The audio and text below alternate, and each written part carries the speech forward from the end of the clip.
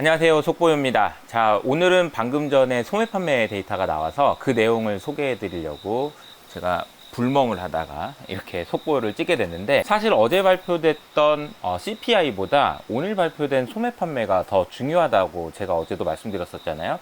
그 이유가 있어요. 왜냐하면은 최근에 시장의 관심은 물가가 얼마나 낮아지는 거예요. 애는 관심이 없어요. 왜냐하면은 물가는 잡았거든. 이제 잡은 거예요. 이거는 잡은 물고기라는 거죠. 지금부터 고민해야 되는 것은 경기 침체가 오느냐 안 오느냐인데요. 실제로 뱅크 오브 아메리카에서 어제 설문조사를 했는데, 펀드 매니저들이 걱정하는 정도가 물가가 걱정돼요, 경기 침체가 걱정돼요 라는 질문에 대해서 경기 침체가 4배는 더 걱정돼요 라고 얘기할 정도로 경기 침체의 중요성은 굉장히 큽니다. 또 한 가지 경기 침체가 진짜 중요한 이유가 있어요. 뭐냐면은 이게 경기 침체가 오잖아요? 그럼 이거 시장에 미치는 영향이 이거 장난이 아니에요. 왜냐하면 잘 한번 생각해 보세요. 결국은 시장을 움직이는 거는 심리거든요. 주가가 안 빠지게 만드는 방법을 저는 알고 있습니다. 아무도 주식 못 팔게 하는 거예요. 그러면 주가가 안 빠져요.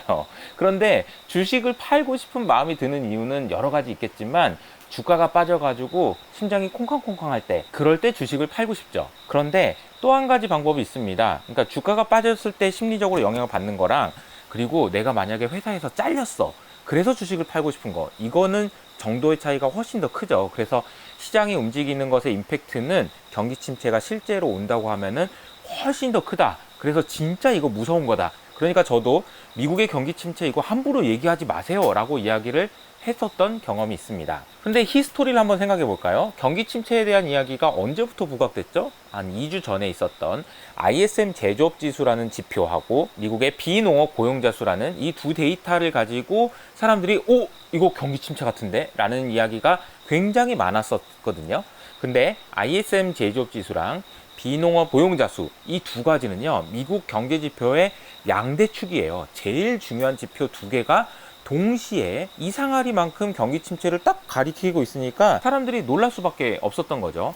ISM 제조업 지수가 갑자기 안 좋아지면서 와, 이거 진짜 경기 침체 오는 거 아니야? 라는 우려가 생겼었고, 그리고 실업률이 갑자기 올라가면서 무슨 샤메 법칙이니 뭐니 하면서 다시 경기 침체에 대한 이야기가 더 많아졌던 것이 사실입니다. 그런데 이 이야기들이 지난주에는 조금씩 누그러들었어요. 왜냐하면 ISM 제조업 지수는 안 좋았는데, 미국은 서비스의 나라죠. 제조업이 미치는 영향은 이미 10% 정도 수준까지 많이 낮아졌어요. 그래서 제조업의 중요성은 크지 않은데 서비스업 지수가 잘 나오니까 이거 경기 침체 아니네 라고 됐고요. 그리고 실업률을 보니까 4.3%라고 했는데 이것 중에서 0.2% 정도는 괜찮네 라고 생각을 하다 보니까 이 두 가지 지표가 중요하긴 하지만 그 다음 나온 지표들을 확인해 보니까 경기 침체 아니네 라는 이야기가 나왔던 것이 사실입니다. 그런데 반론도 역시 있었어요. 4.3%라는 실업률이 일시적이다 라고 얘기하기 위해서는 허리케인의 영향 때문이다 라고 이야기할 수 있어야 되는데, 최근에 골드만삭스에서는 그거 아니다, 그 지역 아니야, 허리케인 나온 지역 아니고 캘리포니아 지역에서 일시적인 실업이 많았던 거야, 이렇게 이야기를 했다라는 거죠. 그래서 여러 가지로 경기 침체가 온다 안 온다, 왈가왈부 이렇게 이야기들이 계속되는 상황이었기 때문에 오늘의 소매 판매 데이터가 더 중요했었다라고 볼 수 있을 것 같습니다. 그래서 소매 판매 데이터가 발표되기 전에 중요했던 관전 포인트는 이거예요. 사실은 미국에서 지금 2년 전부터 금리를 이렇게 많이 올려놨잖아요. 그 얘기는 뭐냐면은, 야, 금리 너는 오버 좀 하지 마, 좀 차분해져, 야, 그만 좀 소비해 라는 신호를 보내준 거라고 볼 수 있는데, 야, 이 미국의 경기가 진짜 좋은 거죠. 이제는 둔화될 만한데, 이제는 경기 침체가 올 만한데, 그러면서 언제 둔화되나 이런 이야기들이 굉장히 많았었거든요.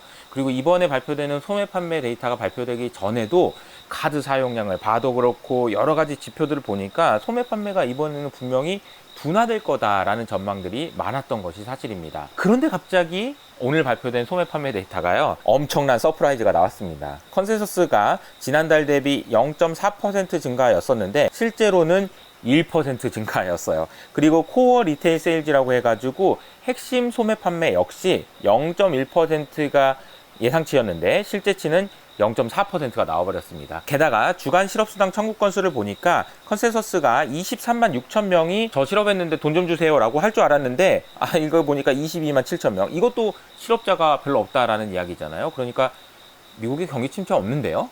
라는 생각을 할 수 있게 되는 거고요. 덕분에 시장은 바로 반영을 하면서 미국의 10년물 금리가 10bp나 상승하는 그런 모습을 보였습니다. 많은 분들이 지금 걱정을 많이 하셨어요. 미국의 경기 침체가 오면 어떠나 여러 가지 고민들을 많이 했었는데, 오늘 나온 지표를 통해서 사실상 미국의 경기 침체의 우려는 상당 부분 완화됐다라고 보실 수가 있을 것 같고요. 이 부분에 대한 것들을 여러분들이 잘 반영하셔서 투자에 적용해 보시면 좋을 것 같습니다. 오늘 아침에 제가 모닝요를 쓰다 보니까요, 제가 늘 말씀드리는 Fear and Greed 인덱스, 공포와 탐욕 지수라고 얘기하죠. 이 지수를 보니까 극단적인 공포는 이제 벗어났더라고요. 그러니까 며칠 전부터 시작됐던 시장의 급변동성은 이제는 조금씩 완화될 가능성이 높다라는 생각을 하시면서 대응을 하시면 좋을 것 같습니다. 하지만 아직 끝나진 않았어요. 그래서 여전히 계속해서 저희 채널과 함께 하시면서 시장을 모니터링 하시면 좋을 것 같습니다. 저는 좀 더 불멍하다가 들어가도록 할게요. 오늘 영상이 좋으셨다면 구독과 좋아요를 잊지 마시고요. 저는 여기서 인사드리겠습니다. 안녕.